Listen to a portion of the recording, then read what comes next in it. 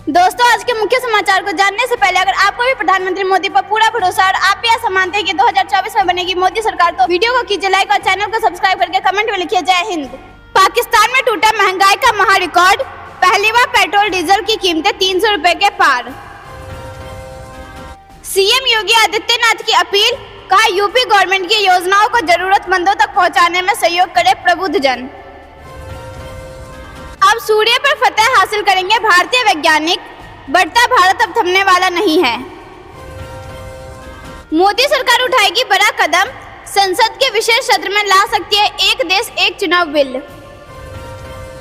राष्ट्रपति द्रौपदी मुर्मू पहुंची महंत घासीदास संग्रहालय, पुरातात्विक वैभव और गौरवशाली अतीत के साक्ष्यों को सहेजने के लिए संग्रहालय टीम को दी बधाई।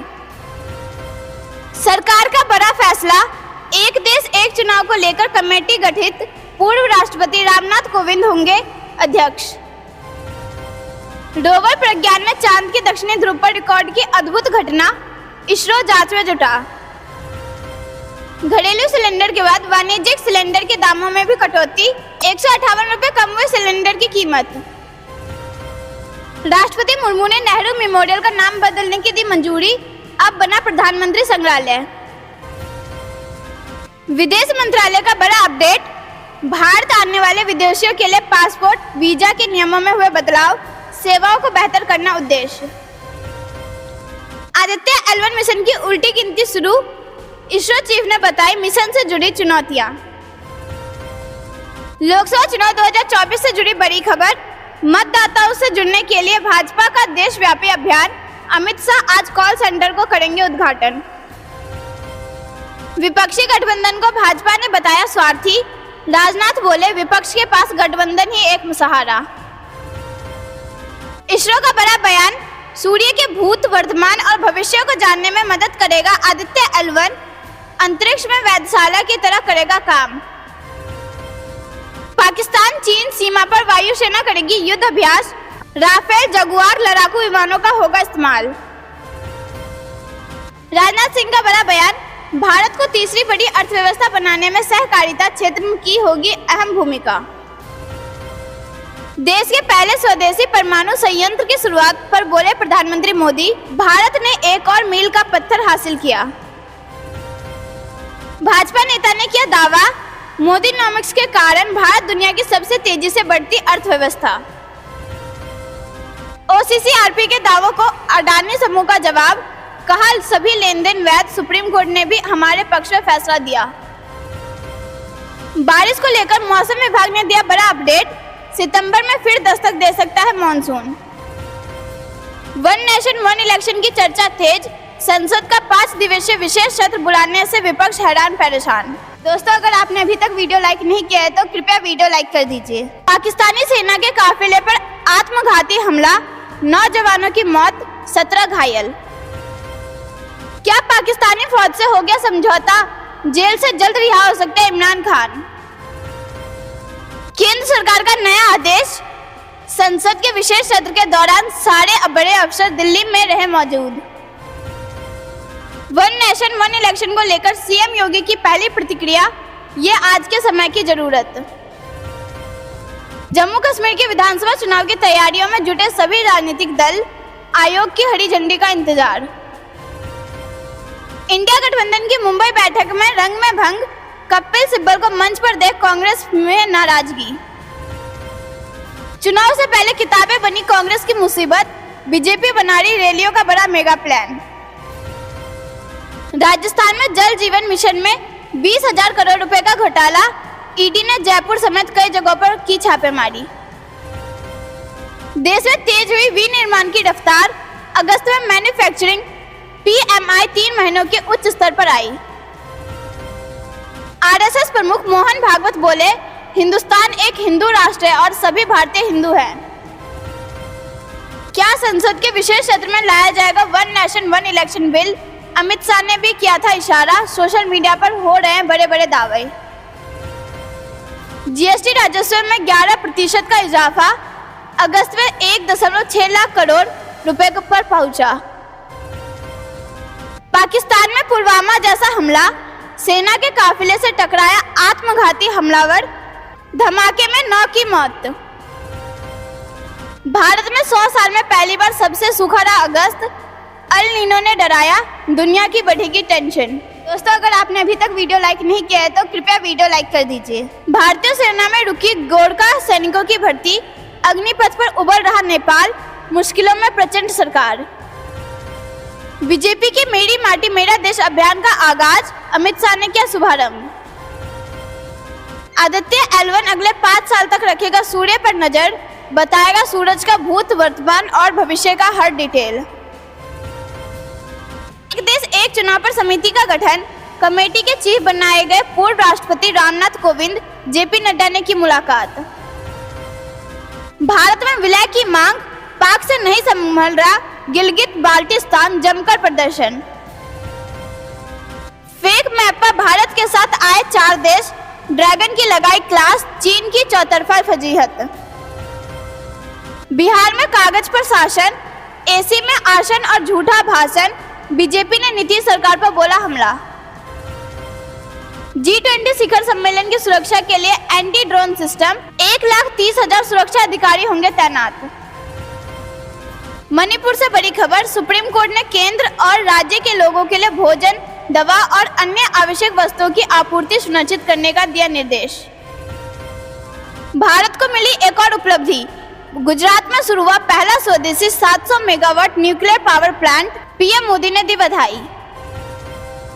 लद्दाख के कारगिल में बनाई जा रही है रोड, नितिन गडकरी ने शेयर की झलक। डबल मर्डर केस में आरजेडी के पूर्व सांसद दोषी करार, प्रभुनाथ सिंह को सुप्रीम कोर्ट ने दी उम्र कैद की सजा। हिमाचल, उत्तराखंड सहित 19 राज्यों में आज होगी बारिश, आईएमडी ने जारी किया अलर्ट। मोदी सरकार के सस्ते होम लोन वाली स्कीम इसी महीने होगी लॉन्च, पूरा होगा शहरों में घर का सपना। दोस्तों, अगर आपने अभी तक वीडियो लाइक नहीं किया है तो कृपया वीडियो लाइक कर दीजिए। मोदी शाह की चाल को भांपना मुश्किल, एक देश एक चुनाव बीजेपी के लिए साबित हो सकता है मास्टर स्ट्रोक। केंद्रीय गृह मंत्री अमित शाह के मंडला आगमन की तैयारी, केंद्रीय मंत्री कुलस्ते ने किया संभावित स्थलों का मुआयना। दिल्ली में G20 के 3 दिन पुलिस रखेगी तगड़ा बंदोबस्त, आसमान में राफेल, नीचे कमांडो, अवैध सुरक्षा, परिंदा भी ना मार सकेगा पर। G20 समिट से जुड़ी बड़ी खबर, 2 और 3 सितंबर को फुल ड्रेस रिहर्सल, दिल्ली में कई रास्ते होंगे बंद। सबसे मजबूत होगा यूएस प्रेसिडेंट का सुरक्षा घेरा, एयरफोर्स 1 की लैंडिंग से पहले बंद होगा एयर स्पेस, G20 समिट की बड़ी तैयारी। G20 सम्मेलन के दौरान खतरा, दिल्ली पंजाब में घूम रहे 5 खालिस्तानी समर्थक, एजेंसियां सतर्क। G20 शिखर सम्मेलन के लिए दुल्हन की तरह सजाई जा रही है दिल्ली, इंडिया गेट पर लगे फाउंटेन, फुटपाथ पर हो रहा रिपेयर। दिल्ली G20 समिट से जुड़ी बड़ी खबर, दिल्ली में 1 से 10 सितंबर तक बंद हुआ राष्ट्रपति भवन। सीएम योगी ने कहा यूपी बनेगा सबसे बड़ा ग्रीन हाइड्रोजन निर्माता, ड्राफ्ट तैयार करने का निर्देश। यूपी में अब डीएम करेंगे कानून व्यवस्था की बैठक, योगी सरकार के निर्देश। मुख्यमंत्री योगी ने बी-पैक्स सदस्यता महाअभियान एवं टोल फ्री नंबर का किया शुभारंभ। अयोध्या दर्शन कराएंगी इलेक्ट्रिक बसें, श्री राम भक्तों के लिए इसी माह शुरू होगी सुविधा। दोस्तों, अगर आपने अभी तक वीडियो लाइक नहीं किया है तो कृपया वीडियो लाइक कर दीजिए। पीओके में पाकिस्तान सरकार का विरोध, जनता का दावा, बिजली नहीं, आटा चीनी महंगी, पीने का पानी नहीं। बकाया पैसा चुकाओ नहीं तो बंद करेंगे कोयले की खुदाई, चीनी कंपनी ने पाकिस्तान को दी खुली धमकी। पाकिस्तान चीन का JF-17 फाइटर जेट निकला कबार, म्यांमार के सेना प्रमुख आग बबूला, मुनीर को दी चेतावनी। G20 समिट के बीच चीन पाकिस्तान सीमा पर गरजेंगे राफेल, मिराज, वायुसेना करेगी युद्ध अभ्यास। 21 और 22 सितंबर को झारखंड दौरे पर रहेगी निर्वाचन आयोग की टीम, 2024 लोकसभा चुनाव के लिए सभी डीसी के साथ करेगी बैठक। रक्षा मंत्रालय ने कहा ऐतिहासिक होगी राजनाथ को 2 दिवसीय श्रीलंका यात्रा, मजबूत होंगे संबंध। हरियाणा के झज्जर जिले में महसूस किए गए भूकंप के झटके 3.3 रही तीव्रता। G20 समिट की बड़ी तैयारी, 500 सीसीटीवी कैमरे से पूरे लुटियंस जोन पर एनडीएमसी की रहेगी नजर, सिविक गतिविधियों का होगा मुआयना। दोस्तों, अगर आपने अभी तक वीडियो लाइक नहीं किया है तो कृपया वीडियो लाइक कर दीजिए। उत्तराखंड में इसी साल लागू होगी समान नागरिक संहिता, आपदा से जूझ रहे राज्य के मुख्यमंत्री ने किया ऐलान। चलन से हटाए गए 2000 रुपए के 93% नोट बैंकों में वापस आए, आरबीआई का बड़ा बयान। त्योहार से पहले हवाई यात्रियों को बड़ा झटका, विमान ईंधन 14% हुआ महंगा। ये जानते हैं कुछ खबरों को विस्तार से, उससे पहले वीडियो को लाइक करके चैनल को सब्सक्राइब करिए और कमेंट में लिखिए जय हिंद। पाकिस्तान में टूटा महंगाई का महा रिकॉर्ड, पहली बार पेट्रोल डीजल की कीमत 300 रुपए के पार। जी हां दोस्तों, पाकिस्तान के इतिहास में पहली बार पेट्रोल डीजल की कीमत 300 रुपए प्रति लीटर के पार पहुंच गई है। कार्यवाहक सरकार ने पेट्रोल के दामों में 14 रुपए 91 पैसे की बढ़ोतरी कर दी है, जिसके बाद पेट्रोल के दाम बढ़कर 305 रुपए 36 पैसे हो गए हैं। वहीं डीजल के दामों में 18 रुपये 44 पैसे की बढ़ोतरी हो गई, जिसके बाद डीजल प्रति लीटर 311 रुपये 84 पैसे हो गया है। वित्त मंत्रालय ने देर रात एक्स यानी पूर्व ट्विटर पर एक पोस्ट में कहा, इस वृद्धि में पेट्रोल की कीमत 305 रुपये 36 पैसे प्रति लीटर हुई और हाई स्पीड डीजल की कीमत 311 रुपये 84 पैसे हो गई है। केरोसिन या हल्के डीजल तेल की दरों में कोई संशोधन नहीं किया गया है। कीमत में बढ़ोतरी ऐसे समय में हुई है जब 15 अगस्त को ही सरकार ने इसकी कीमत में भारी बढ़ोतरी की थी। तब अंतरिम सरकार ने ईंधन की कीमत में 20 रुपये प्रति लीटर की बढ़ोतरी की थी। पेट्रोलियम कीमतों में इससे पहले पिछली सरकार द्वारा 1 अगस्त को की गई थी। वहीं पाकिस्तानी रुपए की हालत अंतर्राष्ट्रीय बाजार में लगातार गिरती जा रही है। अंतरबैंक बाजार में अमेरिकी डॉलर के मुकाबले पाकिस्तानी रुपए में गुरुवार को एक बार फिर 1 रुपये 9 पैसे की गिरावट दर्ज की गई। यहाँ 305 रुपये 54 पैसे के रिकॉर्ड निचले स्तर पर बंद हुआ। केयर टेकर के सत्ता पर आसीन होने के बाद रुपए में 4.6% की गिरावट आई। अगस्त में पाकिस्तानी रुपए में 6.2% की गिरावट दर्ज की गई। गौरतलब है कि आईएमएफ ने पाकिस्तान के वित्तीय संकट से उभरने में मदद करने के लिए बीते दिनों $3 अरब का बेल आउट पैकेज रिलीज करने की मंजूरी दी थी। हालांकि इस लोन को देने में पहले वैश्विक निकाय ने एक शर्त यह भी रखी कि देश में पेट्रोल लेवी को 60 रुपये प्रति लीटर तक बढ़ाया जाए। लगातार मदद की गुहार लगाने के बाद करीब 8 महीने बाद 23 जून 2023 को आईएमएफ ने $3 अरब की मदद की शर्तों के साथ हरी झंडी दिखा दी। रुक करते अगली बड़ी खबर की तरफ। सीएम योगी आदित्यनाथ की अपील, कहा यूपी गवर्नमेंट को योजनाओं को जरूरतमंद तक पहुंचाने में सहयोग करें। जी हां दोस्तों, रक्षाबंधन के अवसर पर उत्तर प्रदेश के मुख्यमंत्री योगी आदित्यनाथ ने यहां देवी पाटन मंदिर में पूजा अर्चना और जिले के बुद्धि से राज्य सरकार की योजनाओं के प्रचार प्रसार में सहयोग की अपील की। मुख्यमंत्री ने कहा कि प्रबुद्ध जन सरकार की योजनाओं को ज़रूरतमंद लोगों तक पहुंचाने में अपनी भूमिका का निर्वहन करें। उन्होंने कहा कि शासन स्तर पर जो योजनाएं चलाई जा रही है उनसे ज़्यादा से ज़्यादा लोगों को जोड़ा जाए। उन्होंने डॉक्टरों, प्रोफेसरों एवं अन्य प्रबुद्धजनों से अपनी योग्यता का लाभ आमजन तक पहुंचाने का आह्वान करते हुए कहा कि वे जिस भी क्षेत्र में विशेषज्ञ हैं उसका लाभ आमजन तक अवश्य पहुंचाए। साथ ही सरकार की योजनाओं के विशेष में लोगों को जागरूक करें। उन्होंने डॉक्टरों से संवाद करते हुए कहा कि वे निजी प्रैक्टिस करते हुए भी जन कल्याण का कार्य करते हुए जरूरतमंदों की मदद करें। उन्होंने कहा कि जिस किसी भी इलाज में सरकारी योजना का लाभ दिलाने की आवश्यकता हो वे उसके लिए प्रयास करें। मुख्यमंत्री ने कहा कि शासन की ओर से जन आरोग्य, आयुष्मान समेत तमाम योजनाएं संचालित हो रही हैं। इसका लाभ पत्र लोगों तक पहुंचाने में आप अहम कड़ी साबित हो सकते हैं। स्वयं सहायता समूह की महिलाओं से भी मुख्यमंत्री ने अपील की कि वे न सिर्फ सरकार की योजनाएं का प्रचार करें बल्कि अन्य लोगों को भी जोड़ें। एक बयान के अनुसार इससे पहले मुख्यमंत्री योगी आदित्यनाथ ने सुबह बलरामपुर के देवी पाटन मंदिर पहुंचे। यहां उन्होंने मंदिर में विशेष पूजा अर्चना की।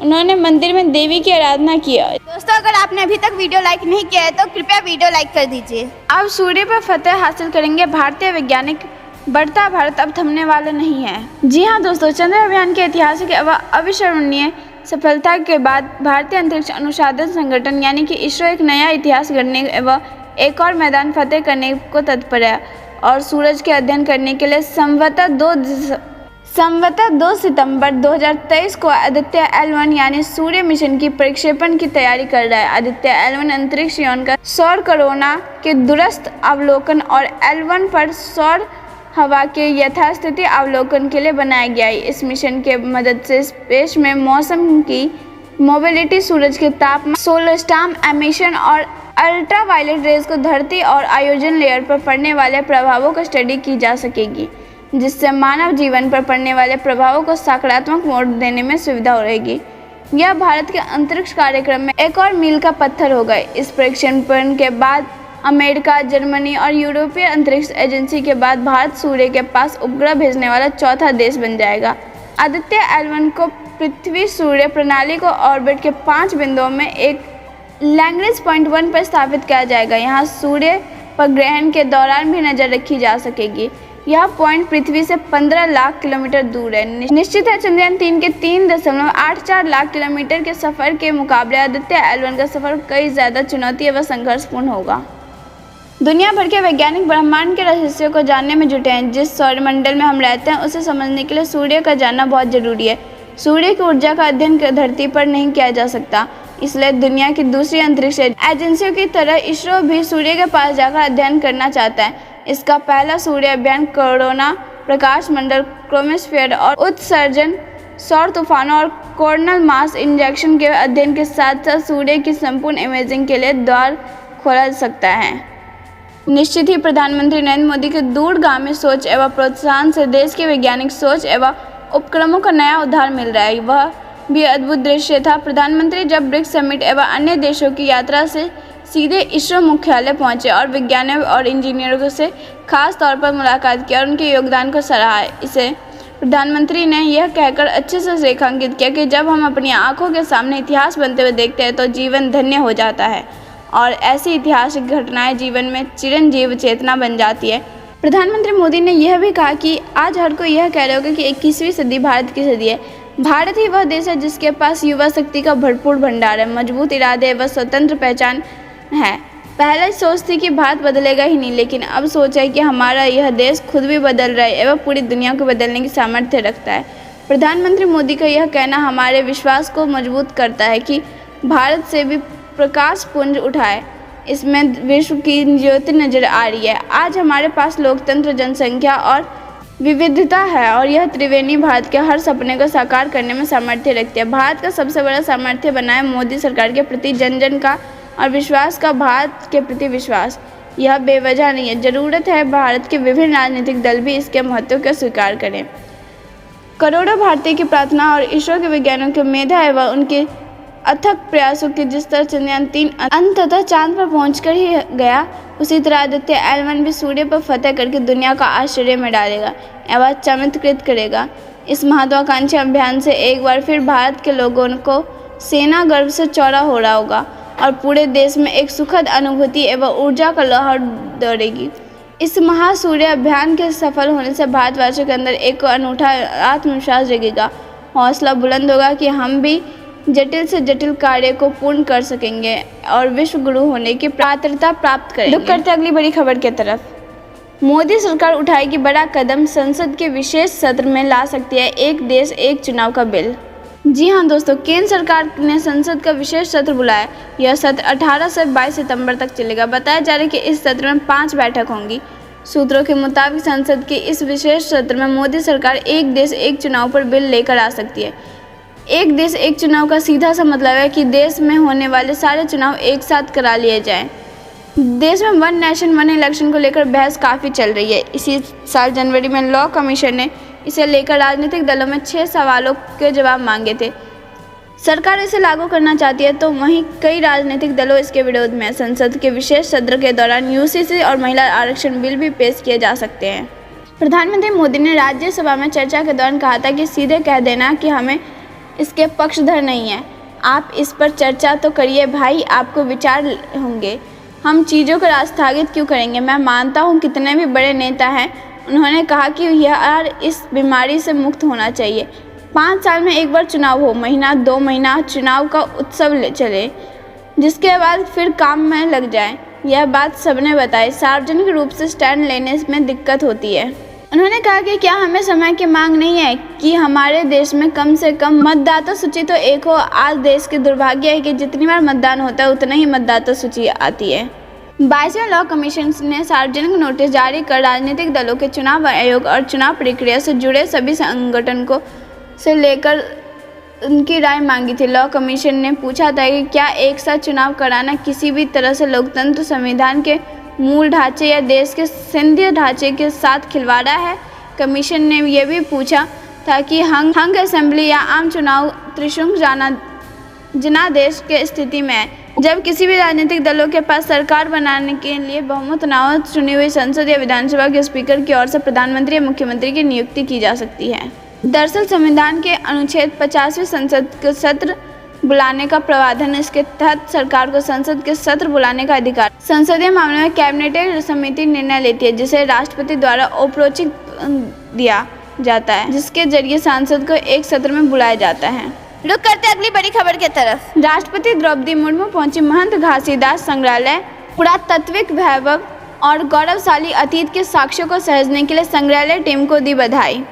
जी हाँ दोस्तों, राष्ट्रपति द्रौपदी मुर्मू महंत घासीदास संग्रहालय पहुंची। यहाँ संस्कृति मंत्री अमरजीत भगत ने उनका स्वागत किया। यहाँ उन्होंने सीएम भूपेश बघेल और राज्यपाल के साथ संग्रहालय का आवेदन और गौरवशाली अतीत के साक्ष्यों को सहेजने के लिए संग्रहालय टीम को बधाई दी। राष्ट्रपति द्रौपदी मुर्मू संग्रहालय में छत्तीसगढ़ के पुरातात्विक वैभव से रूबरू हुई और यहाँ की ऐतिहासिक पृष्ठभूमि से जुड़ी पुरातन और संग्रहणीय वस्तुओं का अवलोकन किया।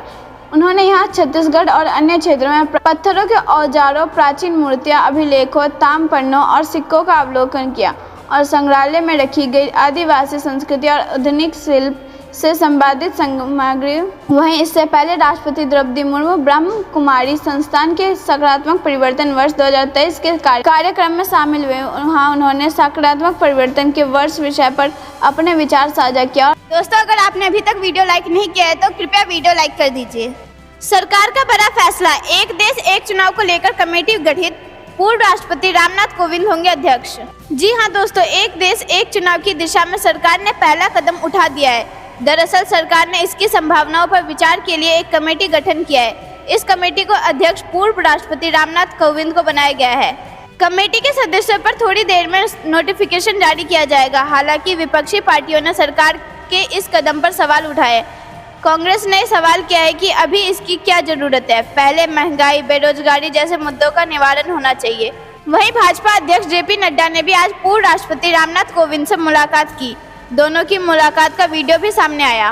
बता दें कि चुनाव कराने की वित्तीय लागत, बार प्रशासनिक स्थिरता, सुरक्षा बलों की तैनाती में होने वाली परेशानी और राजनीतिक दलों की वित्तीय लागत को देखते हुए मौजूदा सरकार एक देश एक चुनाव का योजना पर विचार कर रही है। इसके तहत सरकार लोकसभा और सभी राज्यों के विधानसभा चुनाव एक साथ कराना चाहती है। साल 1991-92 में लोकसभा और सभी राज्यों की विधानसभा चुनाव को एक साथ हुए थे। इसके बाद 1957, 1962 और 1967 में भी लोकसभा और सभी विधानसभा चुनाव एक साथ हुए, लेकिन बाद में 1968, 1969 में कुछ विधानसभाओं के समय से पहले भंग होने और 1970 में लोकसभा का समय से पहले भंग होने से यह साथ चुनाव कराने का चक्र बाधित हो गया। यही वजह है कि अब स्थिति यह हो गई है कि हर साल कहीं ना कहीं चुनाव हो रहे होते हैं। ऐसे में सरकार फिर से लोकसभा और विधानसभा के चुनाव एक साथ कराने की संभावनाओं पर विचार कर रही है। अब इस दिशा में कमेटी का गठन एक बड़ा कदम है। सरकार ने एक देश एक चुनाव की संभावनाओं पर विचार के लिए कमेटी का गठन कर दिया है। हालांकि सरकार के लिए इस फैसले को लागू करना और इस संबंध में कानून बनाना आसान नहीं होगा। दरअसल एक साथ चुनाव कराने के लिए कई विधानसभाओं के कार्यकाल में मनमाने ढंग से कटौती करनी पड़ेगी, जिसका विरोध होना तय है। राजनीति के जानकारों का मानना है कि एक देश एक चुनाव अगर देश में लागू हो जाता है तो इसका सबसे ज्यादा नुकसान क्षेत्रीय दलों का होगा। दरअसल लोकसभा चुनाव में आमतौर पर मतदाता राष्ट्रीय मुद्दों के आधार पर और राष्ट्रीय पार्टी को वोट देना पसंद करते हैं। ऐसे में अगर लोकसभा चुनाव के साथ ही विधानसभा चुनाव होंगे तो हो सकता है कि क्षेत्रीय दलों का इसका नुकसान झेलना पड़े। एक देश एक चुनाव को लेकर बनी कमेटी पर विपक्ष की चिंताओं पर संसदीय कार्य मंत्री प्रहलाद जोशी ने कहा कि अभी तो समिति बनी है, इतना घबराने की बात क्या है। समिति की रिपोर्ट आएगी, फिर पब्लिक डोमेन में चर्चा होगी, संसद में चर्चा होगी। घबराने की बात क्या है, अभी बस समिति बनाई गई है। इसका अर्थ यह नहीं है कि यह कल से लागू ही हो जाएगा। दोस्तों, ये थी दिन भर की सारी जरूरी और बड़ी खबरें। अंत तक बने रहने के लिए बहुत बहुत धन्यवाद। जाने से पहले वीडियो को लाइक और चैनल को सब्सक्राइब करके बेल आइकन दबाइए और कमेंट में लिखिए जय हिंद जय भारत।